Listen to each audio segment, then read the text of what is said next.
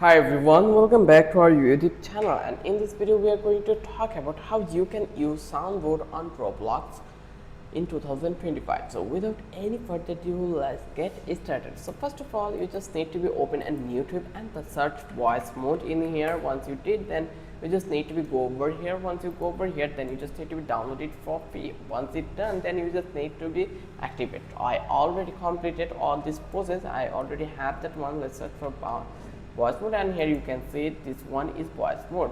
Once it's done, then here you will see the recording option. So once it complete, then you just need to go over here and then just open in any game you want to play. And let's say I'm going to play this one. I'll just click over here and Roblox will give me this one. So I'll click on this one, and then actually I just need to click the yes again, and then I will get whole things to cooperate. So here I just need to wait a bit to installing the Roblox. In fact, when it's done, then I will actually do my final work.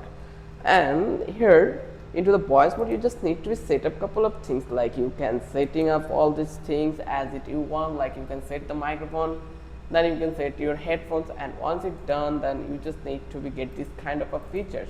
And here you can see this is the game. So I will click over here to the setting. Once you click over here to the settings, then you just need to go over here, and from that place you will just see that the output device is voice mode virtual audio device WPM, and you just need to select that one. Once it's done, then it's almost done, complete your work. So in this way you can easily set up voice mode on your Roblox. If you think this video was helpful, then don't forget to subscribe our channel and don't forget to hit the like button. Till then, have a good day. I will catch you in the next video with an interesting topic again.